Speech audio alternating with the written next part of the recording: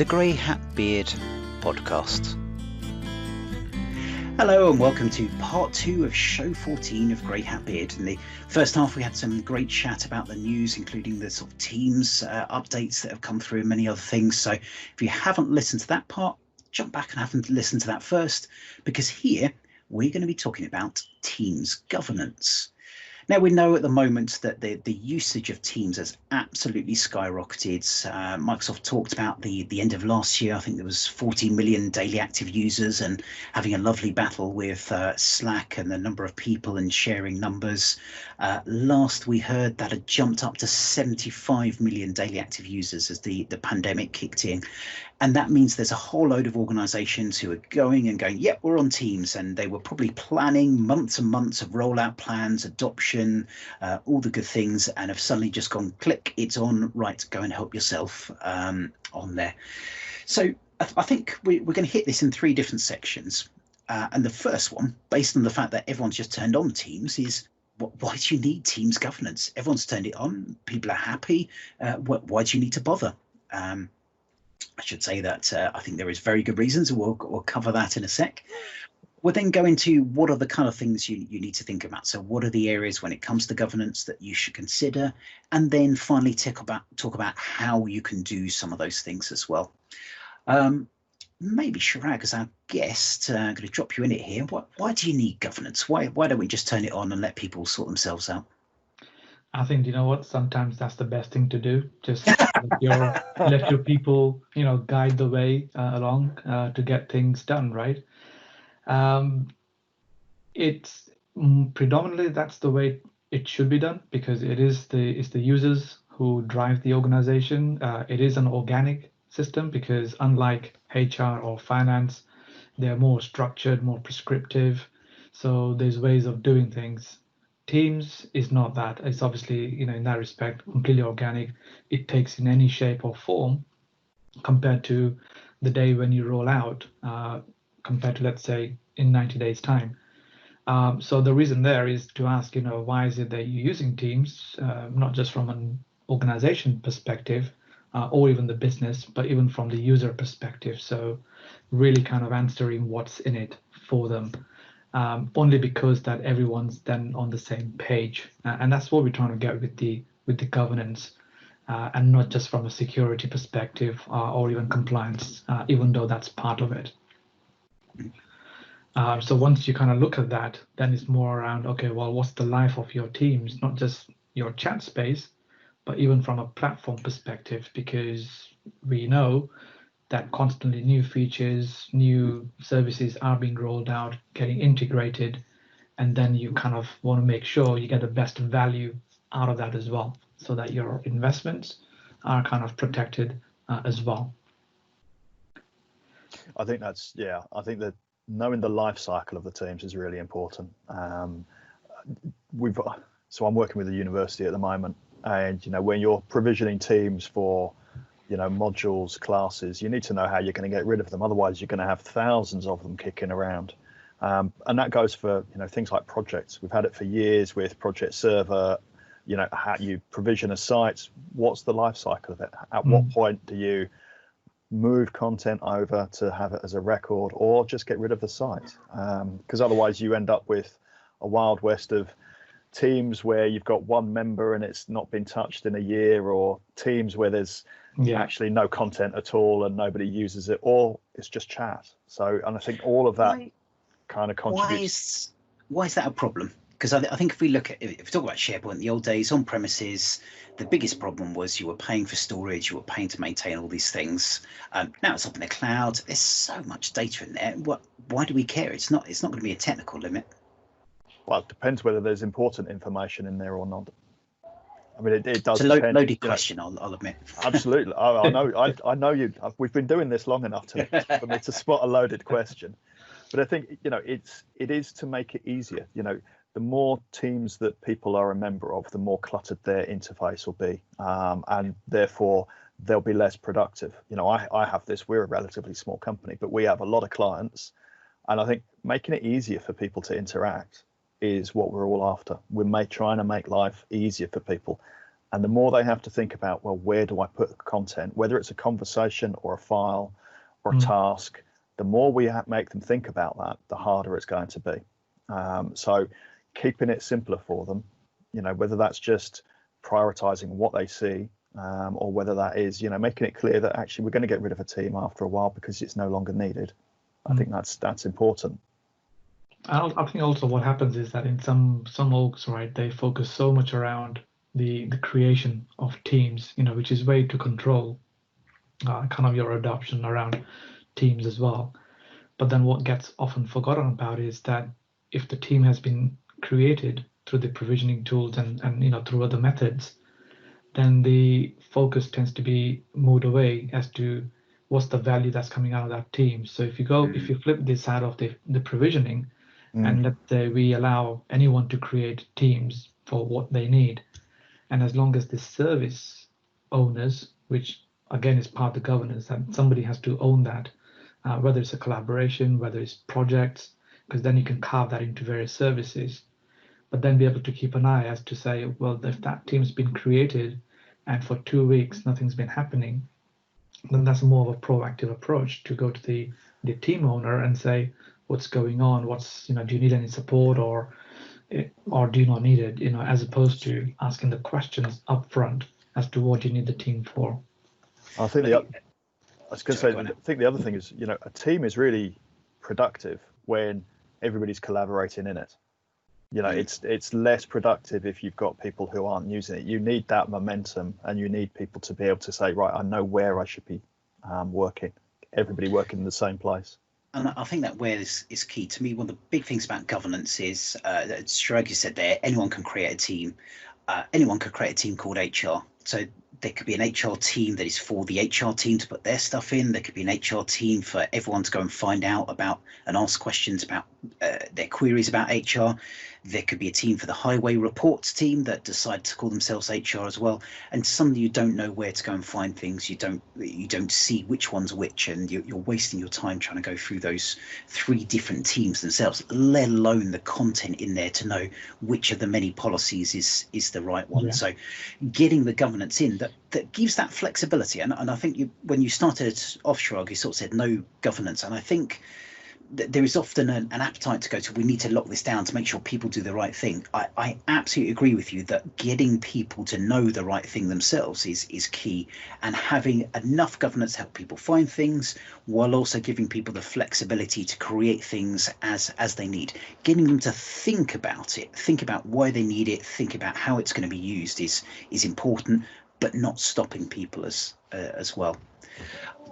Yeah, I was going to say on this, it's it's a balancing act, isn't it? It's always a balancing act, and there's pros and cons to either approach of a completely locked down or a completely open. It's trying to find that middle ground, which is appropriate for the organisation that's going to be using it. But I think common kind of governance really should be is that as you're rolling teams out, which unfortunately companies have just had to turn it on and then teams have been created, is to head those issues off before they even begin. So have a structure there already that does cover those core services within teams. Could I pause you on that one, because I'd like to cover that and a bit of the what on okay, there. That's fine.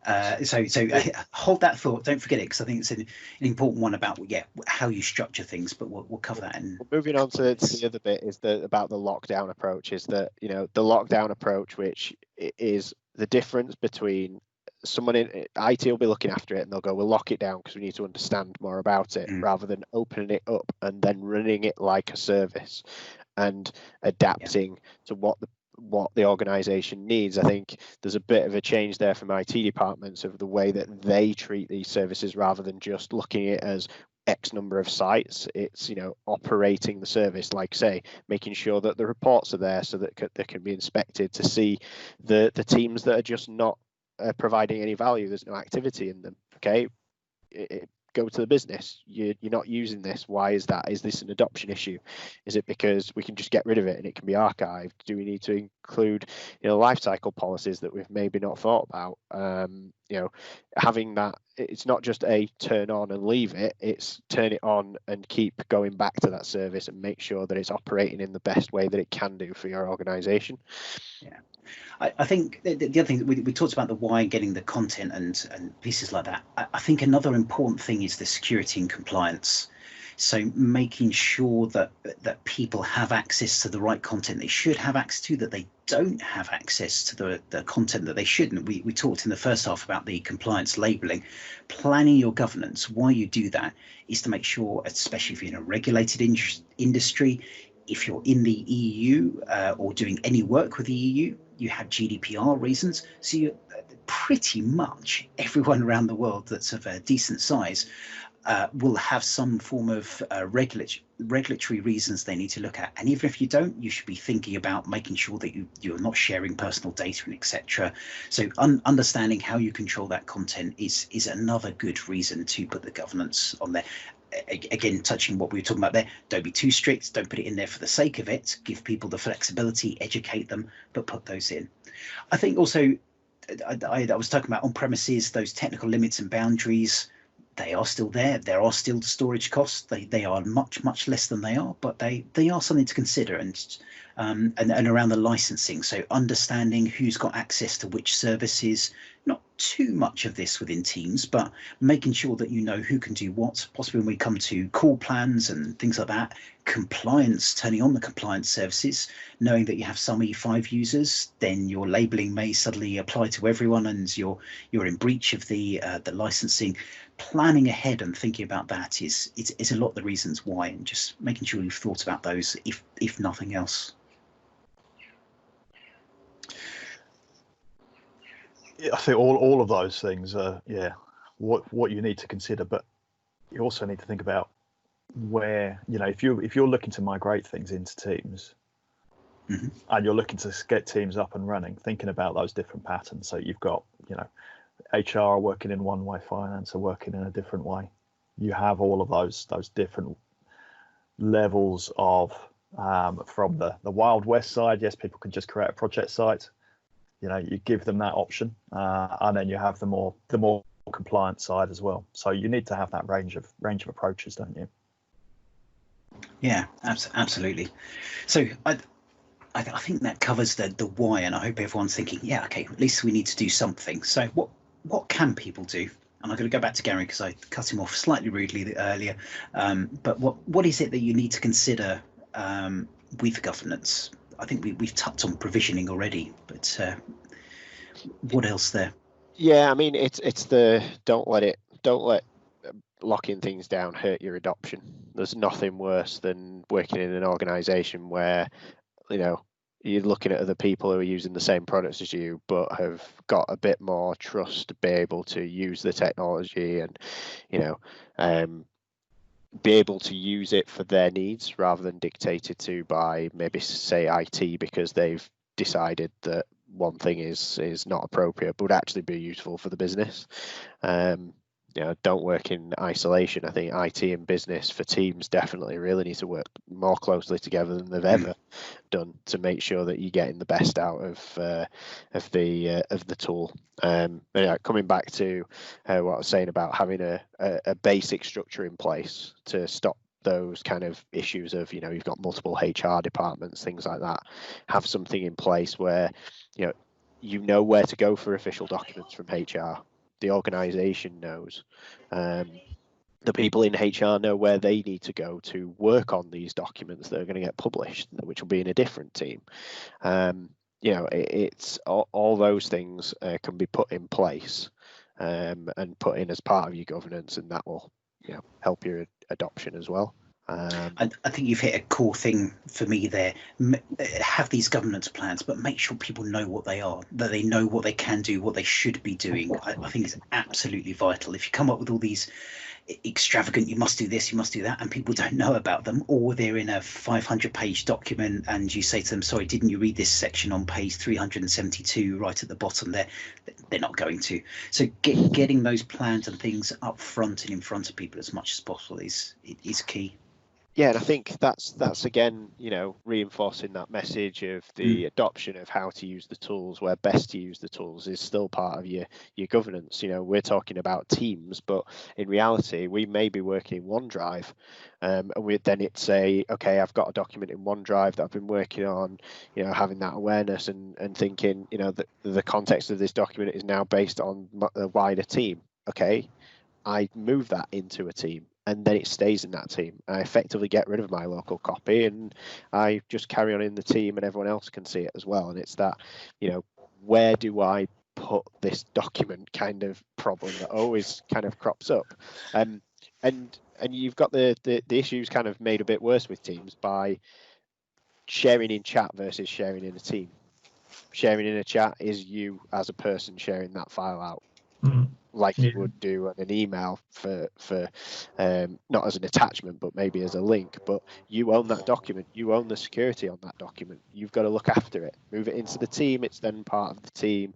The team security then takes over. And I think there's a lot of organizations that have turned on Teams, but not turned the Teams feature on because they've locked down the creation of Teams. And now what's happened is lots of people sharing documents in OneDrive through the chats, which is then stuck in people's OneDrives. And then you're thinking, right, well, these documents version's the latest. Exactly. And these documents are in the wrong place because they're not people's documents, they're departments and organization documents. I think that comes to, so, when we're engaging with clients, we use the term ways of working quite a lot now, because we are not looking at just the technology, we're looking at changing the way people work. And that comes down to that understanding, that awareness of, well, how should I be using these tools? How do they support me in the way I work every day? And I think, when it comes to the governance of Teams and what you're looking at in terms of, you need to align it to how people are supposed to be working, so that it's not something where they feel you feel they have to read that 500-page document. It should be as intuitive as possible, that the governance supports how they work, how you're making them more productive. And you may very well be the right bucket. Yeah, you want it, it kind of things like metadata. If you're using metadata to help you with compliance or governance, you want to minimize the need for users to think about it. And you want that to be the same with Teams. You want it to be intuitive. Oh, you're posting stuff in a Teams channel, and you've got the chat in there. Right, well, that makes sense. This is where I need to be putting things, so that when they then say, well, actually, I need to add a document, I can drag it into the chat in that channel. It automatically ends up in the right place. It's really, I think the governance side of Teams, there's two sides to it. One is how are we actually, from a technical side, governing what people do and how they work, and then how do we almost govern how people are working to make sure that the technology is supporting them. And it's those two sides need to work in harmony to get the most out of the tools and technology, and make sure that an organization sees the benefit of actually activating Teams. And there are tools to help you do that. So you've got the productivity score in there as well, that's going to look at how your organization actually collaborates. So for those that don't know the productivity score, and we'll put a link in the show notes, but what is that? Yeah, so basically it's organizational wide analysis of how people work together. So it will track things like the percentage of people who've sent an attachment in an email, for example. It's something that most organizations that I tend to speak to do. I send documents around as attachments. What's the problem? Well, hang on, actually you could use that as part of your governance to say, we want to reduce that number down because we don't want to send documents around. We want to store them in a central location, so then we're not getting this kind of problem of we've not got one source of truth for a document because it's littered around everyone's inboxes. That you could use that as a metric to say, okay, we're going to implement Teams. How do we bring this number down and this other number up? And use that to evaluate what you're doing within your organization, because you will try things and they will work. You will try other things and they won't work. Having some metric to work off is really helpful, because then at least you can inspect on what worked, what didn't work, because every organization is different. Not one thing that works for one organization is going to work for another. So it might be a bit of trial and error. And having that feedback is going to help you move forward in that transformation. Also, let's not forget that I think on the note of collaboration, it's not just internal to the organization, right? You have external collaboration. So yeah, you then getting, very briefly, you're getting into the realms of the guest sharing, guest access from Teams, which is separate to what you get within SharePoint, because all your files in your Microsoft Teams are stored in SharePoint. So whilst you have the individual security models, you've got your group membership within Teams versus the SharePoint site security. So there may be some, confidential documents, between your partners, suppliers, or anybody, where you may want to store them completely separate to your team channels, for example. So you've got those things to consider as well, to make sure that your team, whether it's your HR, finance, internal or organization, external wide, then they're kind of understood well. And we mentioned that not everything has to be documented in a governance document. You can have an open website for the organization to understand what is it that they can or they can't do. So what teams can be shared externally. Could even have a bot that warns you. yeah, absolutely. I'm surprised it took you this long to I was talk gonna about say, it's a record for the podcast on that one. But I mean, joking aside, thinking of other ways, having things surfaced on the page as you're doing things. Bots are a very good way of doing that. Having things in front of people that isn't just one place you go to find out things, I think is absolutely key. Thinking about, Al, you talked about making it as easy as possible for people, make it as obvious as possible for people how they do things, and also automate as much as possible. So don't come up with a big policy and then then expect people just to follow that. Try and put in things that make it harder for people to do that as well. So I mean, the things that you can do in that space, things like the expiration policies, the naming policies, you can put all of these sorts of things in there. We can say, we talked earlier about the sensitivity. We could bring all of these things together into the process where we're saying, actually, the whole life cycle of a team of for this particular purpose is this. And I think that's where a lot of organizations kind of miss a trick to go, that 500-page document you were talking about, if you've got a provisioning solution that says, right, what sort of team do you need? And you're explaining at that point, these are the impact of this choice. You choose a project team, okay, it's going to have an expiration policy, you're going to have to say that it's still in use. You choose an HR team, it's going to have this sensitivity, you're not going to be able to do this and this. Laying all of that out and then being able to say, okay, I know what sort of team I've got, I can go off and check what that process is going to be. I think that makes it a lot easier. It makes it intuitive for people throughout the life cycle of that team. Yeah, it's building up that almost standardization of the teams that you can create within your organization. It's the standardized self-service almost would be kind of that for me would be the dream almost, is that, people need a project set up within your organization. It sets everything up that you need and to the services that you use as an organization. Obviously that'd be different between different ones, but it's having that ability to speed up that process, isn't it? Like we were talking about the other day about, we've just set up a project and we've set up the channels and set up maybe a DevOps board. Well, actually, is that something that you could really say, no, this is what we want to standardize within our organization to make sure that we're using the tools that we've agreed that we're going to use. We've talked about this in the past about, with Moraine way back about the etiquette within a team and the etiquette within an organization can be the systems that you use. What you're saying, Kev, automate it so that you don't have to think, oh, I need to create this and I need to create that. It's just done for you. Yeah. So that's how automation and governance can really go hand in hand, I think. Yeah, and I think very quickly also, I think it's worth considering that Teams is one of the fastest growing products as well, right? So it's constantly evolving, lots of features. So that's a shock to the users that, you might be coming from some other system or way of working, but embrace, you're going to be in there for for a long haul with lots of changes. So that's kind of also making sure that the change is communicated both frequent as well as maybe 2 or 3 times in a year, depending on what kind of release you're in. Was that for us, or was that a subtle hint to Microsoft there, Chirag? Sorry. But I think that's a really important point though, because the more you get your users using Teams, they will get comfortable, they'll get familiar, they'll get their routine, and then Microsoft will come along and they'll introduce something new. If they're not expecting it, it will take moving the bar to the top. Like moving, how much time have we all spent? All right, now my meeting bar is up at the top, which is an improvement. Often these things, but it is a change. You've got to readjust to it.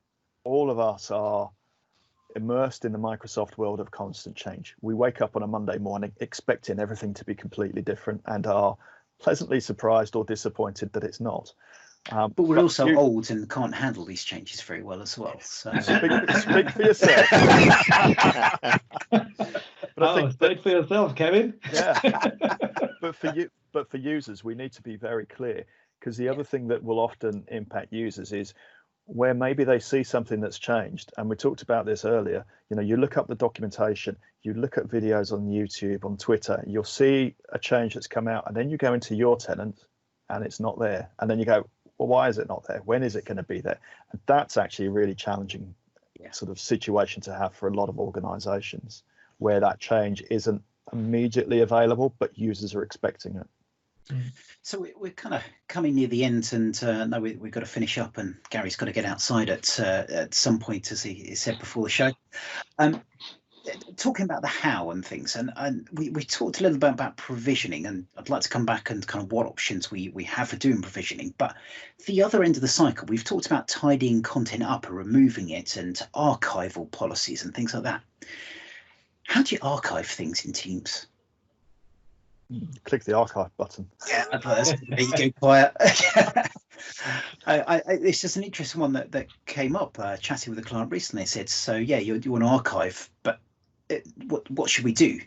I think there are a few options. I think you can hide teams, so you don't necessarily have to get rid of it. The option to hide teams and move things around there means you don't necessarily have to get rid of stuff. You can keep it there. You can mark content as read only, so that things won't be updated, and you can have it there to reference to. So let me throw you a question on that, because you've asked us how you archive. How would you do it just in SharePoint content? How would you do it with SharePoint, regardless of Teams? So again, the same thing. You could make it read only.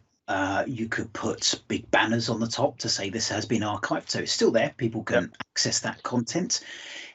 You could, I think this is the other option, is use a third-party tool. Take that out of Teams, take that out of SharePoint, have it stored. Either the very good tools that you spend a lot of money for, up to 6 figures in some cases, you can go and access that content, and it can be made available in a completely separate system. You can pull it out into something that's maybe blob storage and things. So if you need to restore it, you can restore those things back. There are definitely options there. It really depends what your definition. I think you need to get your governance plan and think about, what does archival mean to you? Can you delete stuff? Do you have to retain it as records? Do you need to hide it so people understand that this is the old version, this is the new version? There's quite a few options. I wouldn't say there's a standard route for a lot of this. No, and I think for me this kind of comes down to the nature of the team, what the purpose of the team is, because that should be determining what content you're putting in there, which in turn should be determining your retention, disposition policies. And as you say, the easiest one is just to remove access, isn't it? It's still there, we can find it, but our records management team are now owners for it, and everybody else doesn't have any access to it. It doesn't fly up in search, it's not in your left bar, you can still be retained and things like that. Yeah, but I think the other thing to think about with Archive, you mentioned types of team. I think it's a great point. If you've got a project team, there will be bits within that should probably come forward, and support type documentation. There'll be a whole load of junk from discussions that never went anywhere, from requirements that either happened or didn't happen. A lot of that could be binned. So you've got to think it's not necessarily a whole team in every case. It could be elements within that, and that will be up to the team owners. Should be up to the team owners to have that consideration and think about those things as well. So again, it comes down to that governance, trying to encourage people to think, which isn't always the easiest thing to do. That's a great negative to end on. Yeah, make people think. To the other side, provisioning. I think we've talked a lot about provisioning systems. I think we know that the standard is create new team, and that will create new team. No things to it. What else can you do? And I'm going to put this to Gary briefly, because I know you've worked on some solutions with that. Yeah, I mean, I guess there's whole different levels that you can go to. Creating your standard templates. That's coming into Teams natively through templates. You can obviously clone a team that you've already created to get that standardization. But then you've also got going through Microsoft Graph. So you can call the graph, pass some templates, and then you can start to put rules around the sites that you go integrate. A classic one is have more than one owner. Teams at the moment, you've just got that one owner. What happens when that owner leaves? We've had the same thing in SharePoint for years, and had rules around always having two owners there, so that if someone does leave, someone else can take that on, and that there is a way of identifying who owns that content, really. So yeah, you can do Microsoft Graph. You can then go even further and start to use, some of the community tools. You could use Office 365 CLI for some of it. You could use PMP Provisioning Engine as well, which is a different approach. You lots me for bots, but there's CLI sneaked in there as well. Yeah, exactly. I'm thinking. And what CLI is it called now? Sorry, the CLI from Microsoft. We're going to need a swear box. Yeah. There we go. Yeah. It's not renamed yet. Okay. Get in there. There's those options from the development side. You can put Power App solutions in there that will be able to give a nice user interface, so that you're reducing the friction. I think that's probably the key thing when thinking about provisioning. Don't have a provisioning system that someone has to wait 2 weeks to get a team. That doesn't help people. Have it so that you, like you're saying, if you can automate certain things, let it go through quicker. Have some approval there, but try and reduce the amount of paperwork that you have to do to get a team. Before Al jumps in, the one I thought you were going to mention was that there's a great link. I think Alex Clark was involved in a GitHub-based solution for doing Teams provisioning. So if absolutely, as Gary says, use the CLI, use those cold-lead solutions, build up your own solution. There's a great basis for one that we'll put in the show notes in GitHub. Might not meet exactly what you want, but is a great way to get started there. Chirag, what sort of thing do you do for Teams provisioning with your clients? To be honest with you, I'm a big fan of out of the box way of creating teams. Having said that, from a user perspective, the options there, so you can just go ahead and create a team. But what I also find is that sometimes with the limited resource and obviously the cost constraints around procuring some of the provisioning tools, then I find that sometimes the IT are not even completely on board with Microsoft Teams PowerShell module. So tend to kind of introduce PowerShell way of creating teams. And I think Gary mentioned, especially with the PNP side of things as well. So it's kind of almost introducing the IT or whoever's going to create those teams. And let's face it, unless you're going to have hundreds of teams to be created in first 2-3 months, I would probably say maybe then think about getting the provisioning tools with the governance tools with them, depending on how fast you want to go with it. But because if you're new to it, then start with out of the box PowerShell, get the scripts created, and then be able to get sort of more matured with the tools.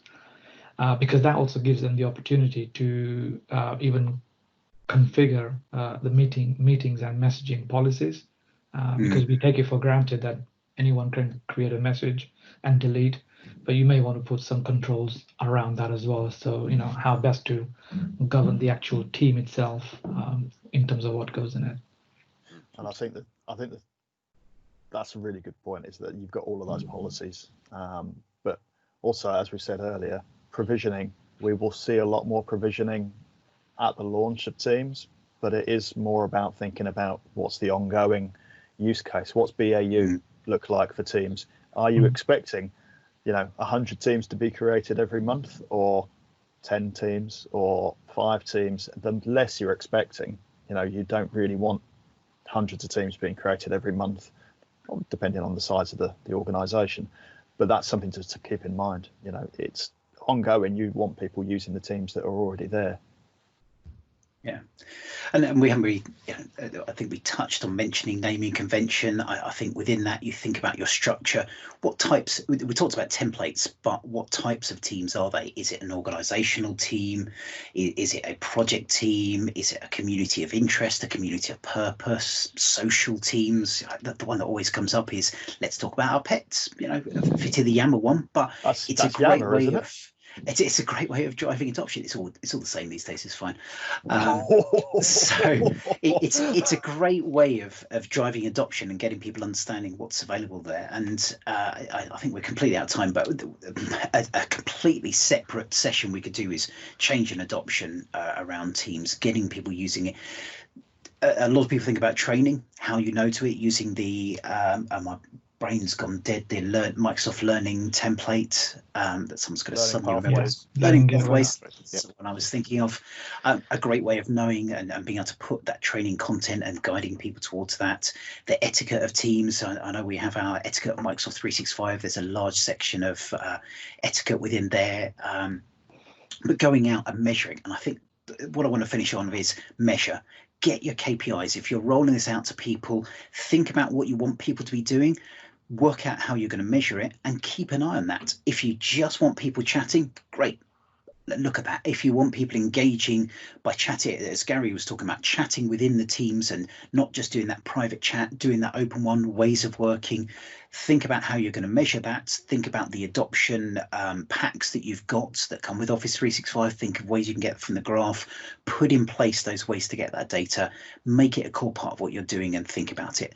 Don't just go by word of mouth, because you'll have that small group around you. Think about the whole organization, not just those small bits. I think we'll probably have to wrap up there. I am going to give the last word to Chirag. Is there anything else you'd like to raise around Teams governance at all? Apart from the beginning, you said don't do it now. Are you saying we should do it now? Do it with a balance, and it's always living. It's not something as a project activity, so don't forget about it. It never completes. So you got to, just like your family, you got to keep an eye on things. So keep an eye on it. I think that is a fantastic place to finish. Yeah, it's not a project. It is absolutely ongoing. It's something you should always do.